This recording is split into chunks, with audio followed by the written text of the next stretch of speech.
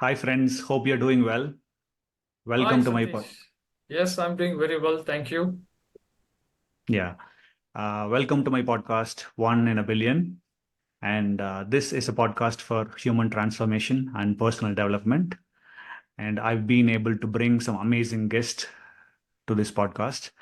Today, I'm very happy to have Rahul Srinivasan from Chennai. Rahul is an ICF certified life empowerment coach. He coaches people on career progression, overall wellness, relationships, and transformation. Rahul is a storyteller, a poet, a bike rider, and a cancer survivor. Rahul is a member of ICF Chennai Chapter, and he has 13 plus years of experience in various corporates. Um, Me and Rahul, we are from different walks of life. I grew up in a small village, and Rahul in a metropolitan city. And here we are trying to bring you some inspiring stories from this podcast episode. I am very happy to host you, Rahul, on this show. Welcome to the show. Thank you, Satish. Thank you so much. Very happy to be here. Actually honored. Thank you very much. So let's jump right in with our. In your LinkedIn profile, Rahul, I see this banner in which there is a quote from Eckhart Tolle. He's a German philosopher. I'm a big fan of Eckhart, and I guess he's presently living in Canada. And this is how the quote goes. In today's rush, we all think too much, seek too much, want too much, and forget about the joy of just being. My mentor taught me this practice called just be, meaning it's just a meditation practice for 15 minutes where you have to just sit down quietly with your eyes closed. Nothing else. You don't have to even observe your breath, nothing at all. Just be. That's what he told us. And I've been following that practice for quite a long time right now, and it has given me immense benefits. I am doing this podcast right now. It is because of him and his inspiration. Um, so Rahul, when you say just being, what do you mean by just being? What I mean by just being is indulging in the present, embracing the present, and not thinking about the past. It's already gone. If Mm, our mind vacillates in these two directions, that is the past and the future, uh, mm, we're just going to not enjoy those simple things right now in the present. mm, mm, We'll always be thinking about something that had happened or thinking about something that is going to happen. mm, So the the essence of our present moment, uh, it's something very precious, I feel. And mm, if we somehow ignore that and still dwell upon what was the past and what is going to be for us, we just go, we're just not being mindful as such. So a small example here, for example, imagine a person walking a pet, a dog, mm, and on one side, that person is looking at the cell phone and walking, and on the other side, the same person is having fun with the dog and talking to it, talking to him or her, and walking. So the first instant when you're looking at the cell phone is being mindful in the sense mindfull. Your mind is full of what's mm, happening in the external world. You're looking mm, at a cell phone, some gadget, a smart gadget, which is taking away your concentration from being in the moment. And in the second part, where you are not doing anything but just walking with your dog, talking to your dog, uh, that is like mindfull.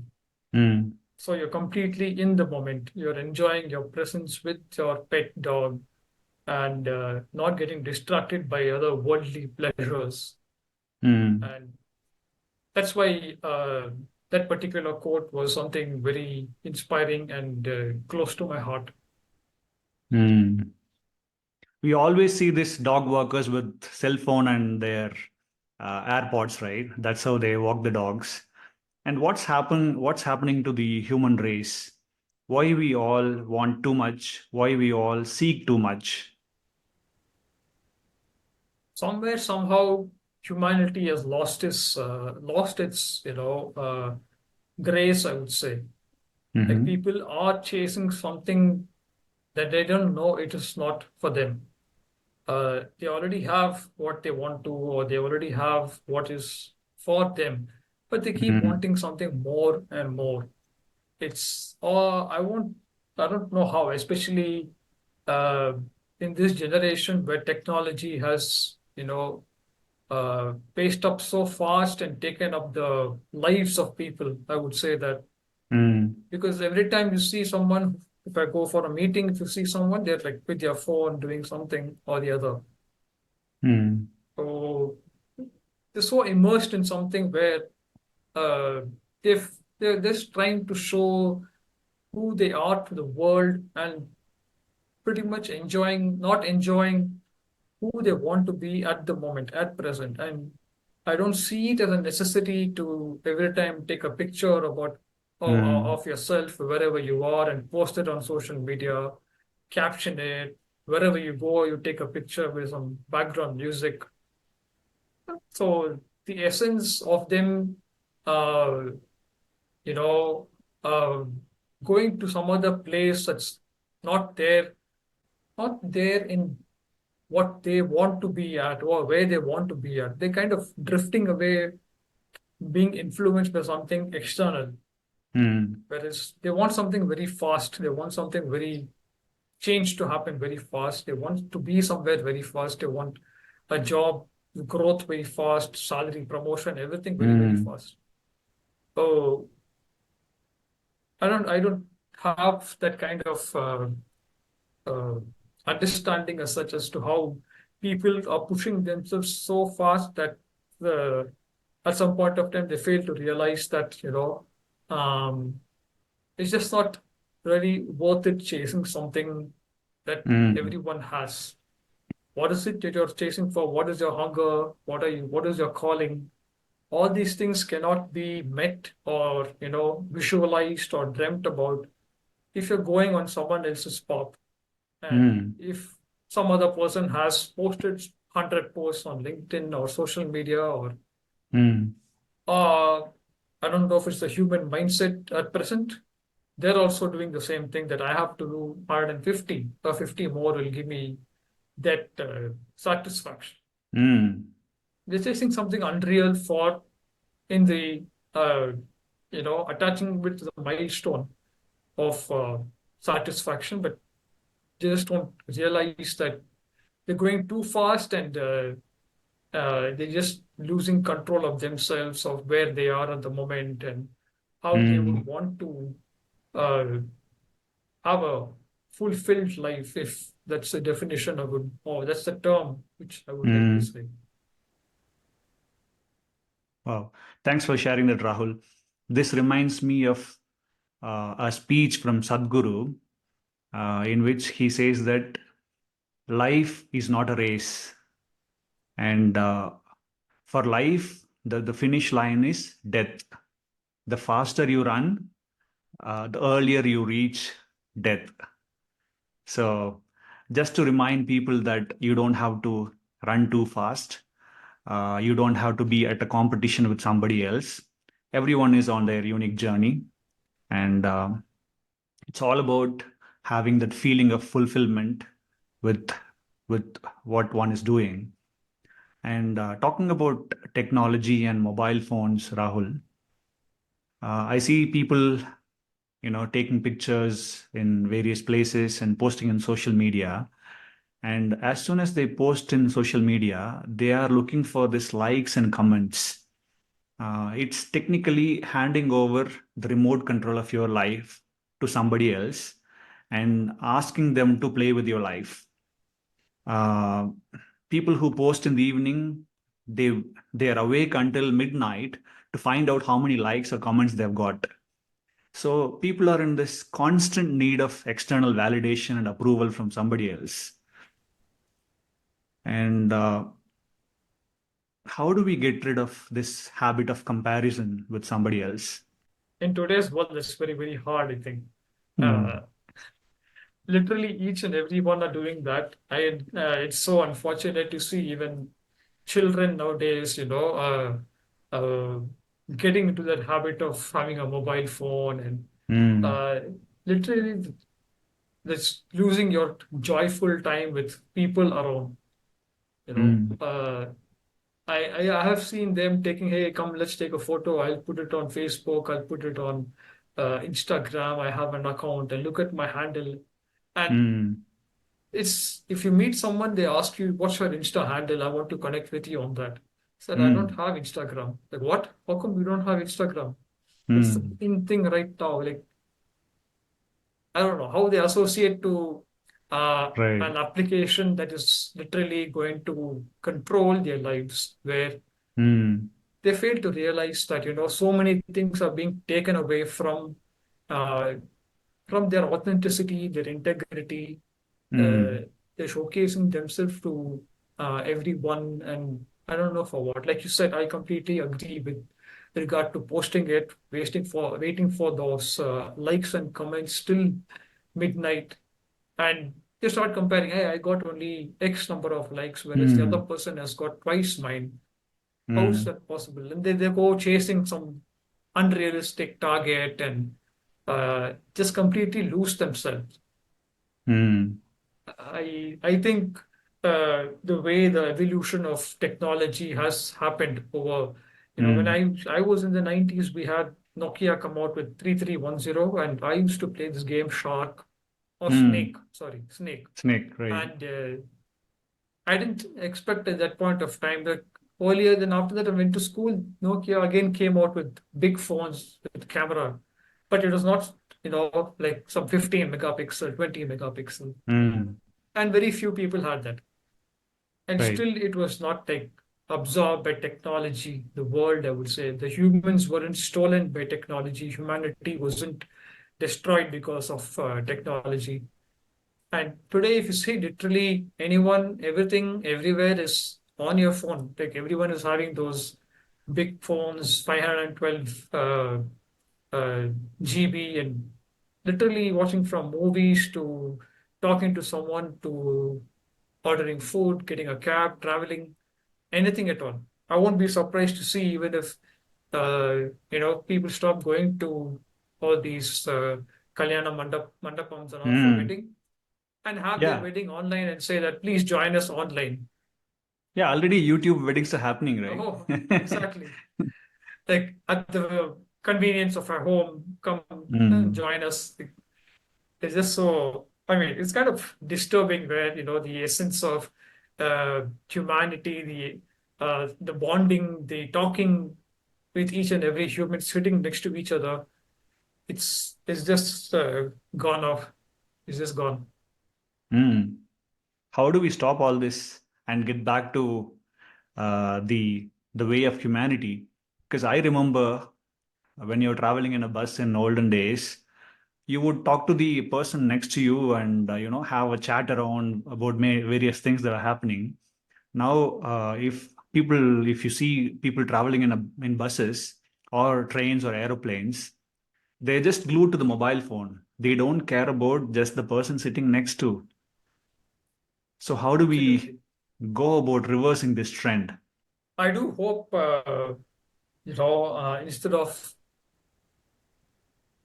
how can we do this is actually even I have what I've been thinking about, because even now I'm not bragging that even now if I go to any restaurant or uh, or alone, sometimes if I just go to a restaurant or just go to a coffee house to get something to drink, if I'm coming Mm, back from work or just coming back after playing badminton, which I usually do in the morning, I don't use my cell phone. So mm, I still have those change in my wallet, right? Some 30, 40 rupees, either 220 rupee notes or some three mm, 10 rupee notes, 5 rupees coin. I still use mm, that, and I don't know, like I just enjoy those things, and I give it and I have a talk with the person who's serving coffee. I go tell him nice coffee, thank you so much, and Like, where Mm. did you do this? How much chicory is there in the mix? I just have that like 20 minutes of conversation before he goes off to his busy schedule. And that Wow. has helped me, every time I go to that restaurant, we'll be like, hi, hi, how are you? In Tamil, he'll say, Vanga sir, Mm. coffee வேணுமா? Okay, sir, இன்னைக்கு ஸ்பெஷலா இது பண்ணிருக்கோம். We have this Mm. pakoda today, we have samosa today. What do you want for snacks? Don't worry, sir, I'm there, I'll help you. Mm. So if you just you know don't have this kind of taking photos over there, again you're losing your presence as such. You're not enjoying the moment. So Mm. everyone wants to go, even if you're going for a trip as such, instead of just sitting and watching the superb scene outside and just beautiful nature, unadulterated. Everyone wants Mm. to take their phone and take a photo because they want to put it on social media. Said, been there, done that. So Right. I really seem to uh, understand why they go. They're spending quite a few money, quite a lot of money going to Mm. wherever they want to. It's not cheap these days, right? Traveling to Mm. certain Right. exotic destinations, and even if you go inside interior Tamil Nadu or inside, at least Chennai to Bangalore to certain hill stations, Mm. all these places they're like really nice, and people take photos, they take videos, they said, oh cool, Scotland of India, I finally went there and I did this trek, I did that trek. Like, yeah, Mm. you go there and enjoy, and when you come back and talk to another person, why do you have to showcase it through a photo, and especially for your likes and comments on social media? Mm. So it's already ingrained, I think, and trying to uh, take that out from the mindset of human beings. There Mm. has to be some kind of intervention. I think it is high time that there has to be someone or some organization come in and say that, we want you all to connect. We want you all to have that human touch. So next time you're going in a Mm. bus, next time you're going in an airplane, no mobile phones until you land. And Right. I really hope that happens because it doesn't seem to have caught the nerves of people engaged Mm. in this. It's become a habit for them. Right. I'm I'm very happy that you are doing your bit, and without knowing, you're actually changing the world. Because when you go to that coffee shop and have this interaction with the person, nobody else is doing that, and somebody else watching you do this, they will kind of pick it up, and they will go and do some inspired by you. They will go to some other shop and they may behave like this. So this is amazing thing that you're doing. And recently I came across one your LinkedIn post where you ordered food online, and do you want to share the story? Yeah, that was not my. I was just reading that. It was not my post. That's like not Mm. originally by me. I would say to someone else who had written that Okay. story. Mm-hmm. So that struck me because uh, I think that she ordered food. She wanted to help all the neighborhood restaurants by ordering food and giving them Mm-hmm.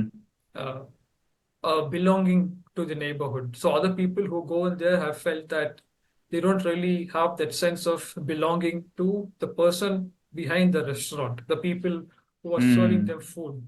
Mm. And she sensed that every time she went there were people just coming there, ordering and going off. Uh, then she's like, okay, I have to do something different, and I want them to know that I like their food. I want them to feel appreciated. So she had that grave concern within her, Mm. and she decided that she would order food from that restaurant and give them the money. She won't eat that food. She would order food for the restaurant from the restaurant for the people. I mean, for the owner of the restaurant and his family. Mm. And the owner was so amazed that this is the first time in my life that someone has been so down to earth, and to me especially, because people have nowadays have become very transactional. They're just approached, they pay the money, take the food and go off. They don't have Mm. even a say, hi, I want this. They pay the money, they take the food and they're like, bye, thank you. So there's no conversation. How was your day? How's it going? nice restaurant, nice food. Especially this dish was something very special. Mm. So she felt that, and what she did was like, yeah, she had ordered the food, she had paid for it, and she told the owner that this is for you and not for me. This is for you and your family. And the owner said that, okay, fine. After I close my restaurant today, I will come and deliver food to you, and I want you to take it. Mm. And he kept word. He kept his word, kept to his word. And Wow. after he finished his work at the restaurant, he made some food for her, and when she opened it, it was one of her favorites, and she also was surprised Mm. uh, to see that it was sticky rice with, I think, some in the fruit of mango Mm. in a mango shape. I'm not, I'm not, yeah, I'm clear that it was there, but I'm just not exactly sure of the description now. Mm. And that was like something extra the owner went out of his way and did it for her because, once you do anything with a lot of heart and gratitude without expecting something in return, you're going to be uh, gifted Mm. abundance. You Right. won't know it's coming for you, but you'll be surprised. So that had happened. Uh, uh, that story had just was very touching to me, and I was just thinking about what exactly is happening, especially for this story to come in today's world. What is Mm. the person who experienced this trying to tell everyone? Mm. What an inspiring story. Yeah. And thanks for writing that article. And, so Rahul, we are living in this world where people are trying to receive more for themselves. And I know Rahul as someone who is a giver. So why do you want to be a giver? Giver in the sense, just not much of material giving as such, Mm. but not materialistic giving, if we just rephrase that. But the joy of giving is uh, I've just felt that kind of uh, happiness and I would say even satisfaction in giving when I see people smiling and saying thank you so much. Uh, Mm. this is a lot for us, and you have been doing this for a while, and without even asking for anything. Oh, Mm. as I understand, and I know that I know you for a long time, and this is something which I want to do from my this thing. Not that someone has told me to do it, and not following others' footsteps. So by being a giver as such, it's uh, I always used to give smiles to a lot of people, Mm. irrespective if I know them or not, and irrespective if they're going to return that or not. Mm. That with a few people have started to have a great conversation. We've become friends. So this joy in giving without a tag attached to money is so much more than a tag with money. Mm. Just near my house, there is a small temple, and a lady over there sells flowers. And Mm. there are a few clothes which are decent, and I have outgrown those clothes. And I took them. I went to the dry cleaner shop, and I told I want them dry cleaned and ironed. And I bought one cotton bag as such, and I put those clothes over inside that bag and gave it to the lady. Said, "This is I want to give this to you, and these are something which I have outgrown. If you like it, please keep it. If you don't like it, you can throw it off or do whatever you please to Mm. do with it." And next day, she came home to give flowers. I didn't have to go to the temple. Like, she came home to give flowers and she said, "Thank you so much. My children loved it. Everything was as good as new." And I don't know Mm. what else to say. She just gave those flowers and went off. So Wow. I was just like, okay, I just went because uh, the reason I did that was I had to clean my wardrobe. Certain things after I moved out of my house, I couldn't, I didn't have the time to, do that. So when I Mm. had the weekend, I came down for a weekend and I said, okay, this Saturday I'll do this, and then evening I'll go meet my friends and all that. So I did that for pretty much half of the day, and after I finished, I said, okay, let me just, go to the dry cleaning shop, give it to him, ask him to dry clean, iron, and I want to give it to this lady, and then I'll do whatever I want to do. Mm. That's thought I had in mind. So just that, okay, I want to give it to her. I've known her for a long time. She's helped us out a lot, and he's been very, nice to our family, to my mom, my sister, my dad, everyone. So every time we go to the temple, she's always receiving us very well. She used to like buy flowers for me. She will never used to force. She'll give it Mm. with her hand. So Mm. we'd be like, how much to give? Yeah, that all we'll see later. That kind of humbleness, that kind of humility, when you see Mm. someone doing that, it's some kind of message that they are giving, and it's not they're trying to show off, or uh, that she treats everyone the same way. Wow. So I was just like wondering, okay, if someone so humble and so with so much of hospitality, and a flower vendor as at the end of the day, and not someone who's driving a Mercedes Benz or a BMW, Mm. has that kind of heart to give without um, asking for anything in terms of money, or in terms of I have my children to go to school, I don't have enough funds to educate them, nothing Mm. as such, nothing. So I just came to understand that, wow, okay, if someone like having this kind of approach and this kind of uh, attitude towards life, where they enjoy giving to people, they enjoy talking to people just from the bottom of their heart, completely being themselves with so much of smile, so much of Mm. positivity, so much of gracefulness. What is it that is happening to the others that, uh, they are tweaked into doing something different, pursuing something different? Mm. So Wow. that taught me a lot. That lady still is there, and we meet whenever I go to the temple, and uh, she's always asking, "How are you? I know you had some health issues. How are you all fine? How's work coming along? How are your family? When you come next, bring your mom, bring your sister." Like so much Mm. of, you know, uh, I don't know, so much of, I don't know how to exactly term that or give a word to it. Mm. This I can just say it's priceless, and is just someone who has so much of soul power, to go out of her zone to do all these things. Uh, just, I think she's a very uh, genuine and a humble person. Mm. And she was the one who inspired me that, give without expecting anything from other people.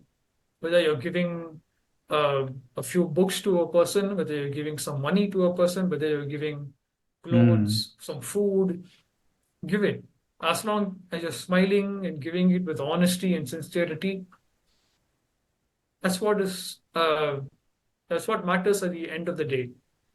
And not like taking some picture and saying, today I gave food to this person, put it on Mm. Facebook or Instagram, and expect, wow, so humble, so nice.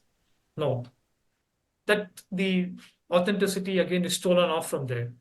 But Right. integrity just goes off from there. But if you just Mm. capture that moment for yourself and come back home and enjoy it, or talk to someone else about it, it's something special. Wow. Thanks for sharing that amazing story, Rahul. And in one of your posts, you have also written about humanity can exist and thrive only when we do our little part to support each other. In our olden days, in ancient times, um, we were we were going out to hunt food, and our ancestors, male members particularly, they would leave the family to go hunt for food or to get some food. In the meanwhile, the female members and the children will stay back together as a community to protect from any other threat that would nature would pose to them. So these days, the support of each other, feeling, talking to neighbors, the support of neighbors, the community itself is going away.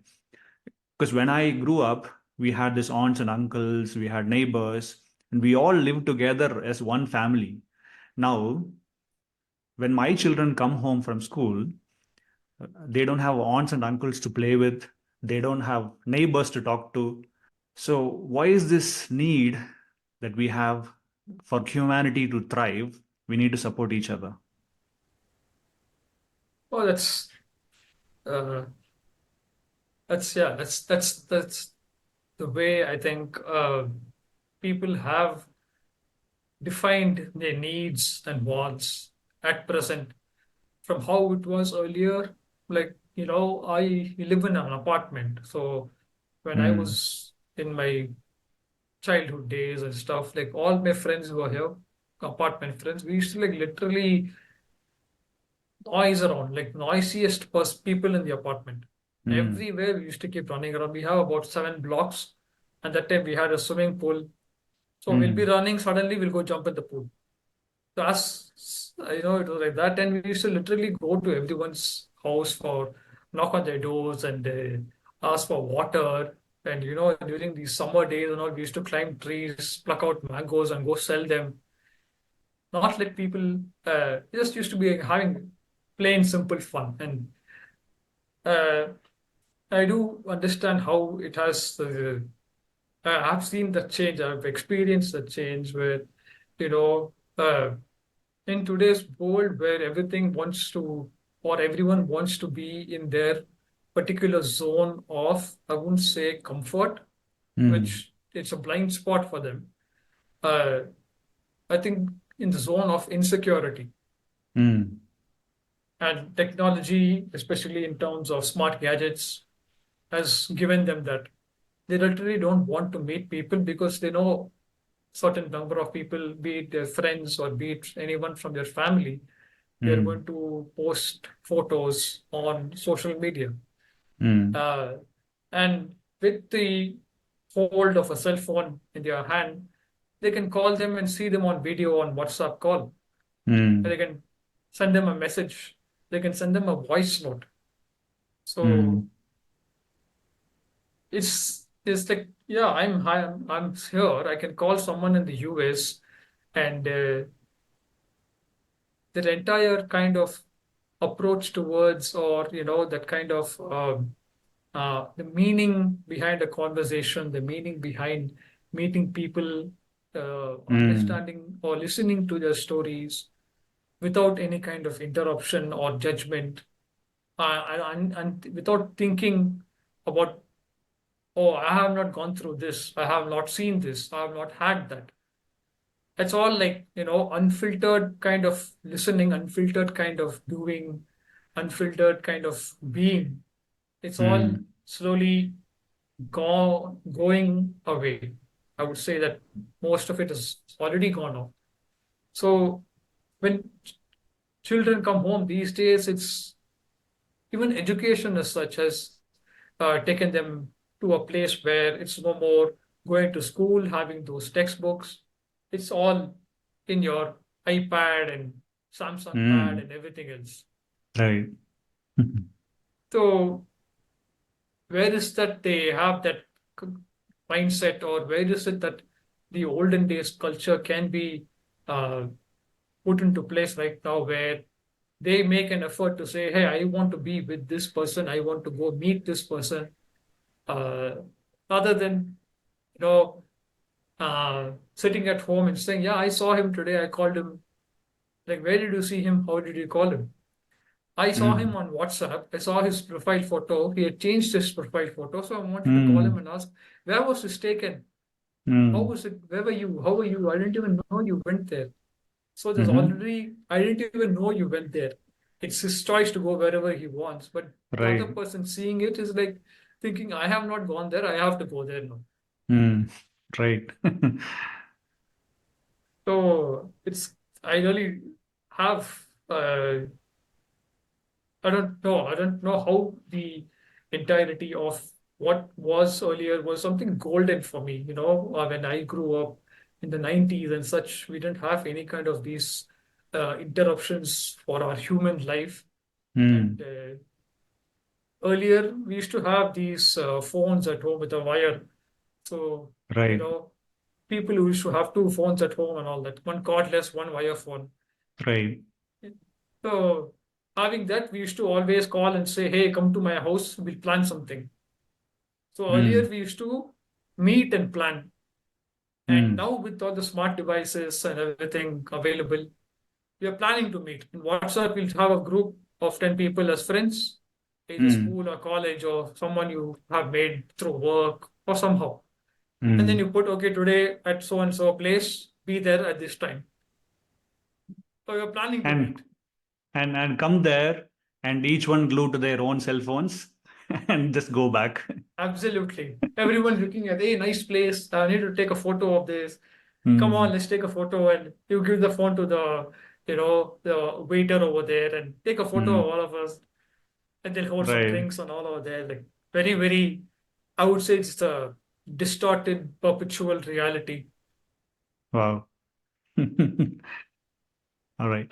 Rahul, given the fact that we cannot completely eradicate technology from our lives, we are able to have this conversation, this podcast, because of the technology. Yeah. So, what a little step one person can take, to be mindful when the technology is not needed. It's just maybe taking a walk in the street, or when you're walking the dog, going without your cell phone, or when you're going to restaurant, keep the cell phone at home so that you can go have food there with having good conversations. Rahul, you've embarked on this journey of coaching, and you are a coach, life empowerment coach. How has the aspect of coaching changed your life or transformed your life from how it used to be and the present moment? So, I always had this kind of sense or understanding that, I can only know a person once I start talking to them. Mm, And I was always curious to know who the person was, like apart from where they work and what they do, or mm, I wanting to know who's the person, like, okay, behind, if I meet someone new, like, hi, instead of asking, how are you? I've started to ask, how happy are you? mm, I Coaching has taught me that asking how are you is it's a close-ended question. They're going to say, mm, yes, I'm good, or no, I'm not feeling well, or is just going to be a yes with a small sentence or a no. mm, But if I ask how happy are you? They'll be mm, thinking, like, what do you mean? Like, I'm asking you, how happy are you? So that's one thing where I came to understand through coaching that the power of dialogue mm, and humble inquiry. Like, you don't ask too many questions that's going to make the person feel uncomfortable in the sense that they bounce back at you saying, what are you doing? Why are you asking me so many questions? But giving them that space to talk about who they are and you listening to their story. It can be vulnerable, or if you pick up something that is vulnerable that they haven't said, and you have mm, the time and permission to ask them about it. It also gives you that courage. Some people might say that you can't ask me that. Stop that. Instead of saying, why can't I ask you? It's going to be more of egoistic approach that I want to know. So mm, if they're saying, okay, why do you want me to ask? Why should I answer you? Like, I understand. You don't have to. And both of you are at peace. mm, So the way coaching has transformed me for the last 2.5 to 3 years I have been practicing. mm, It's just that I used to be a very a reactive person at work and all that.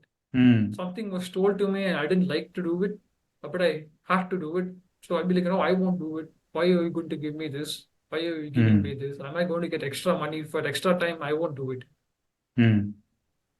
And then once I understood the modality of coaching, the aspects of both theoretic and practical, I came to understand that it's a phenomenal space where it helps one person change their inner world, their approach to Mm. certain cues and cravings, or even certain external things that are coming, and how to handle them. Be it talking to people, be it given something that you don't like to do, be it setting boundaries with people and ensuring that they don't cross it. So many Mm. things can happen, and just something, uh, you know, I would say that is something very, uh, which was not there earlier, at least for me, because there was a lot of telling, there was a lot of parenting, advising, suggesting. And when I have this kind of a dialogue uh, in my with my with anyone, with just anyone, having that mindset that okay, I am not I'm not wearing the coach's hat or something, but just understanding that the uh, potential of what coaching is, what coaching has. It just goes so naturally with the flow, and so many things open up from the other person. Mm. And believe me or not, that certain people have come and told me that I've never really thought about this. I've never really asked myself about so many things which I spoke to you about today. It's something that I started practicing just before taking up to, coaching training. When Mm. I was working with a corporate firm, I was having a team of 8 people to handle. So I was told, as per the job description, that every day I have to have a meeting with the team, and every meeting I should have given them some tasks to do. Mm. Also, it's a kind of scripted, and same thing which you have to, yeah, every day go and say, so what are you going to do today with the sales team? What are you going to close today? Marketing team, Mm. where are the flyers, or where does the marketing campaign? What's the status? Finance team, what's the budget? All these things. So I realized that if I do this, I did this and I saw that there was a kind of discontent, and a lot of people were like, when they Mm. came to the huddle meeting, they were like, kind of, I could see the body language, the facial expressions. Not everyone were interested. It was like, why am I even coming to office? Right. So the next day, what I did was I had a small cardboard box at home. I went to a stationery shop nearby. I Mm. bought one small face mirror. So I Okay. said that I want you to see someone very important, and it's unfortunate that they're not talking. And I know the reason behind that is because of a person. So that person wants to apologize to all of you, and wants to work together as a team. And Mm. by that, he means that he doesn't want to ask you or tell you what to do, but rather sit with you and find out what are your strengths, and how you can better working on those rather than pinpointing or judging. Mm. So they all went, they saw, and they came, and then I asked them, so what did you see? They're like, Rahul, I saw myself. What's all this about?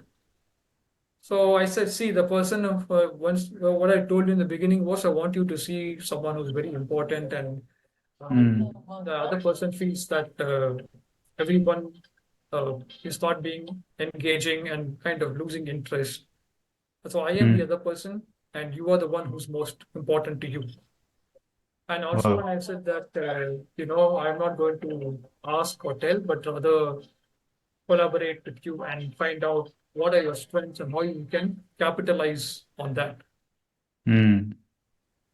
So from that day onwards, I had these 8 people who I was working with, and I came to understand they had varied talents, varied strengths, and they were like very Mm. much wanting to work on that particular thing.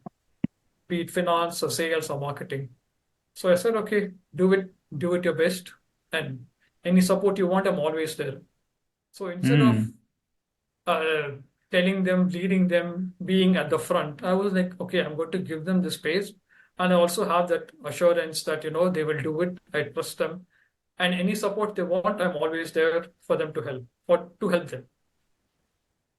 That Wow. way, it was great, and I was surprised to see that this is a concept in coaching, Mm.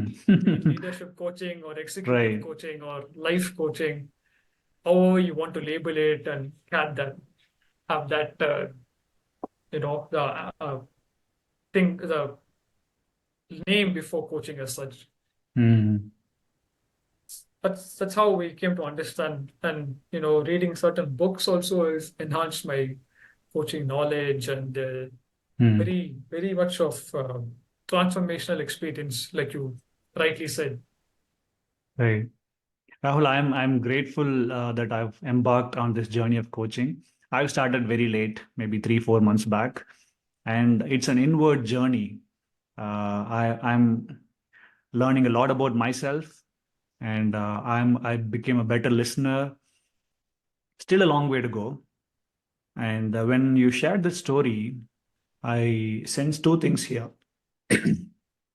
One, putting people in front, and two, if you're treating your employees like brothers and sisters and being empathetic all the time, it Right. can make a whole lot of difference versus if you're a manager trying to push your people and squeeze the people all the time to get tasks done, then that will not work. This is a more productive way of working, but unfortunately, majority of organizations and companies, they don't understand this. They think that maximum potential of the employee we have to squeeze out, and there is no concern. See, if a person is feeling sick or feeling not happy going to a job, they don't even have the right or privilege to ask for a leave, genuine leave these days. Hmm.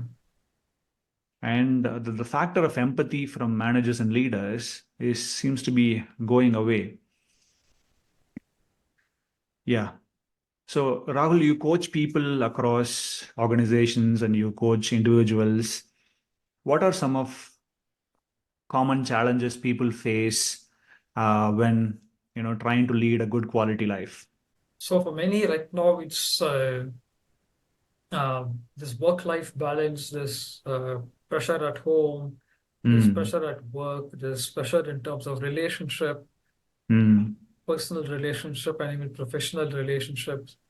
So uh, it's also a lot to do with the mental health, with their mental health. Hmm. Uh, they somehow are not very, uh, uh, they don't feel free to talk about it because they're scared of being judged, Hmm. pinpoint, finger pointed, or pointed fingers at. And instead of giving them that space to explore and evolve, they feel that they're being constrained to their thoughts, to their feelings, their emotions. Are not able to find a channel or a person or anyone, a group of people to talk to. It's nothing to do with something um, of an addiction where you have to mingle with a certain group of people to overcome that habit, or you approach another support professional such as a therapist or a counselor, and Hmm. there they give you some guidance on what you must do. Or some people also are given certain prescription tablets, medication. Hmm. They don't want all that. So they have understood. Some people still do that. They find that to be comfortable. No comparison or discrimination between any of these support professionals. Uh, Hmm. but when they come to this space, and when I actually tried a lot to explain to people when they ask me what is coaching. Initially, I was asked, "Do you save a life? Do you wear a life jacket and jump into the ocean and save a life?" Hmm. Oh, coaching is like basketball coach or tennis coach, sports coach. But what is life coaching? what do you do as a life coach? So I also didn't have like, any kind of definition about how to go about it. I didn't want to give something that's there online, but I took up to this uh, support profession for a reason. And what was that reason? So I had to Mm. like devise something on my own, think about something where it comes from within me, that who's the human behind the coach, the Rahul, the human behind the coach. Mm. So when I told people that, coaching is uh, how the model of coaching works compared to other support professions, Mm. be it counseling, mentoring, for example, people had to take some time to understand, to come out of what they were given for a good time of their life, and come to understand that, in the sense that, okay, this is going to be more of an open space, the coaching aspect of it, where it's going to be a dialogue. Mm. So then just like, what do you mean by a dialogue? I said it's going to be a conversation between two of us, just like how you have with your friends, family, or your partner. Mm. So we have open-ended conversations for, okay, so how long will the conversations be? Like, can I talk to you for like 1 hour, 1.5 hours? Mm. Sure, please do that. No problem at all. We'll obviously have, before coming to the conversation, we'll fix our time and what we want to talk about, and uh, we can go ahead. No problem. So having done, uh, said these basic, surface level um, instructions or parameters about what exactly coaching is and what coaching is not, Mm. I have seen people take their time to come back and have that kind of a conversation Right. where they open up, show their vulnerable side. They are willing to be trusted by me, for example. So Mm. when clients approach, after a while, they say that, okay, I have taken some time. Thank you for your patience and not forcing me or imposing something that I have to do or I should have done, Mm. rather than allowing me to become comfortable with the entire way the coaching process will be, and also helping me understand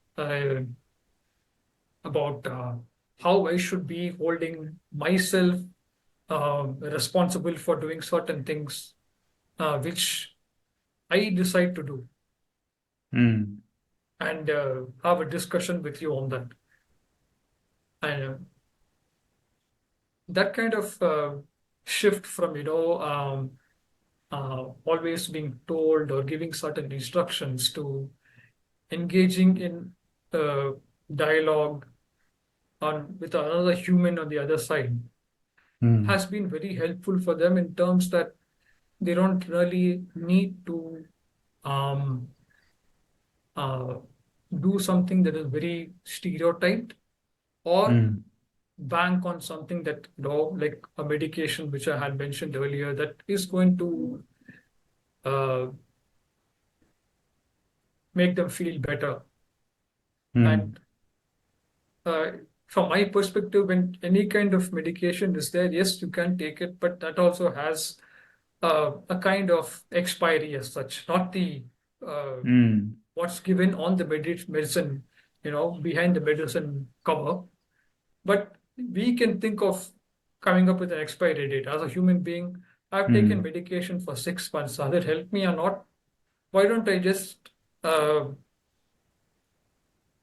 understand or learn that the human body has the power to cure itself?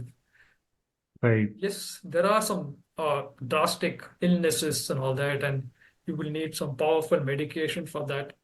I have faced it myself, and I've also come to understand that, if I just allow that pain to be a part of my life, if I allow suffering to be a part of my life, Mm. it is going to go away. For a Right. time, it is going to trouble.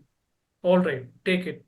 Right. But once you move away from that, you don't have to have any of these medications and it's just not going to trouble your nervous system, not going to have those unwanted things going into your body and causing so many things. The side effects of these strong medicines are so much. Right. So unnecessary weight and mood swings, acne, so many Hmm. allergies, so many things are there when people are like, oh, I have to go to this doctor. They're not happy with going to one doctor. They're going to the next doctor for second opinion, Right. third opinion. Hmm. Endless. Endless, endless, exactly. So just that they should also come to know or understand that medication can just cure the symptoms, but it's not addressing the cause. Right. Hmm. All right. Thanks for sharing that, Rahul. Rahul, we can go on and on for a very long time, and I we have covered many things, including coaching and its benefits. Let's just make the conversation a little bit interesting here. I have something called as a quick fire round. Mhm. Okay. For this, I'll be asking some questions, and the answer has to be in one word or one sentence. And Okay, only if I tell you that you can elaborate, you can go ahead. Okay. sure. Uh, let's start this. One place that you want to go. A doc. Okay. What's it about bikers and Ladakh? It's not, it's out of quick fire round. You can talk. Yes, that's a dream journey for me. I want to go there and I think some kind of connect is there, like not with bikers as such, but Mm-hmm. yeah, that's that connect is there with all the bikers. Hmm. And for me, it's just that if I go there to on top of the hill station and Hmm. uh, the hills as such, and it's just complete nature. There's no building, there's no concrete jungle. It's just nature at its best. Hmm. Those mountains, those lakes. I wouldn't have any problem in drinking water from those lakes. I know Right. it's unadulterated, it's completely pure, and it's just going to be something exhilarating. And I would just like sink in myself over there and uh, Hmm. enjoy it to the maximum. I know that if I leave from there and I can't be there, and uh, it's just going to be something different in terms of this mundane city life, this traffic, and just go there and there's so many things over there. The people, the culture, the food, Hmm. the experience. Yeah, that's something I want to do. Okay. Let's get back to our quick fire round. If there is one person from history, maybe a leader, if you want to spend a whole day with, who is that person? My maternal grandfather, who's no more. Hmm. So I had this kind of admiration for him ever since I was a child. And every time I went to Calcutta, that's where he was. He used to like take me around wherever I want to the park, to the store, to some food joint. Hmm. And he was very positive. He was very open-minded at that time. Hmm. In the when I was just about 5 or 6, he was always making sure that I had the best of everything, best time. Hmm. Simple but best time. So I went to the shop with him one day, and he's like, "Shall I buy the store for you? Shall I buy the Hmm. shop for you?" Right. And when I was about 15 or 16, I went there for holidays again. And Hmm. he's just walking in with a paper, and at that time he was retired. Hmm. So he sees and like, "Hey, it's a new job." My grandma was telling him that, "What do you mean new job? You're retired." It's like, "What do you mean retired? I'm 73 Hmm. and I'm still young." Hmm. Uh, It's very hard to find such people in today's world, and really, he was something phenomenal. Like, so, and I don't think I can call him a leader. He was just one uh, altar, I would say. Yeah. hmm. Wow. Thank you. So, when was the last time you fought with someone? Uh, Today actually, like I was actually Mm-hmm. supposed to meet someone in the evening, and I Mm, said that I have a few things to work on and I can't do it. They sent a very mm, nasty message saying that I don't like things when they are planned. I don't like to cancel. So I'm mm, still trying to understand, or still trying to come to a thought of saying that how I can respond to them, saying that okay, this has happened and I can't cancel certain things. I have to mm. be there for this and tell them that we can meet another day. Okay. All right. What is your biggest weakness? Uh, Sometimes I feel that being kind or being nice, I would say being nice people have used me for their own Mm-hmm. pleasures. All right. Mm, So yeah, I soon realized that okay, I don't want to be in the being nice zone. I have to be in the kind zone. mm. Okay. What is your biggest strength? Resilience. Wow. Very well said. Rahul, if you have to create one law that everyone has to follow in the universe, what would it be? Acknowledge and appreciate people for who they are. Mm, Love them unconditionally, irrespective of their status or power, and respect them for being human. wow. That is such a profound message, Rahul.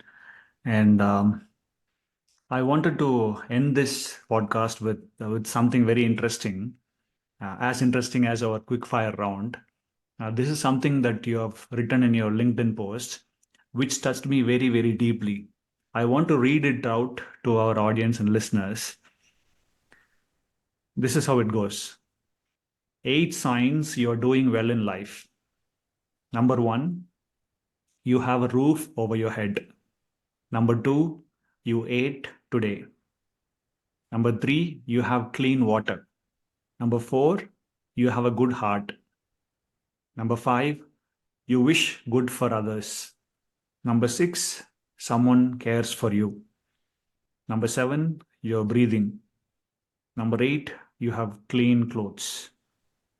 In this day and age where people chase possessions, big houses, big cars, and so many materialistic objects, people don't realize that these are the simple things that they do have and they have to be grateful for. So, what is your message on being grateful to our listeners? Exactly what you said. Like we have all these priceless treasures, and we're chasing so many other things that we feel that if we have those things in our possession, only then we will be grateful. Hmm. And rather than enjoying the richness embedded in these 8 points, or these kind of uh, treasures which are gifted, gratitude, have gratitude for that, and instead of complaining or chasing something where you don't have that kind of um, sense of being, sense of belonging, and Hmm. only that if you have accumulate more and more, your happiness will increase. Wow. Thank you very much, Rahul. Rahul, I want to take a moment to acknowledge and appreciate for being so genuine and authentic with the way you lead your life. And you are making a positive difference to this world. And people like you, we need more of you in this world. That's how we can make our planet a better place. Thank you very much for spending this time with me today. I am indeed uh, very grateful. I feel very privileged and honored to be doing this with you. And is there anything else at all? One last message that you want to say to our listeners or viewers? What I would like to say is do things one day at a time. It's not that Hmm. you have to have a to-do list and tick everything to ensure that you're happy and satisfied. But even though there's going to be a spillover of 2 or 3 to the next day, that's completely fine. Go easy with yourself. And like you had mentioned earlier, the quote from Sadhguru, the life is not a race. It isn't a race. It's only the race is with you. So just sink into this blissful moment and enjoy each breath, each heartbeat, and love yourself unconditionally. Wow, what a way to end our podcast. Listeners and viewers, I would like to thank you for your time, for your patient listening. And if you would like to reach out to Rahul for any support, he's always available. Let me leave his contact number and his email address in our description or show notes to this episode. Rahul, it has indeed been a pleasure and a privilege. Thank you very much for doing this. And I wish you an amazing career ahead, impacting people's lives and making a positive difference to our world. God bless you, my brother, for your good work. Thank you so much, Satish, for this opportunity. I'm very honored and privileged, I must say, and wish you the very best too. Thank you very much again. Thank you very much, Rahul. Thank you.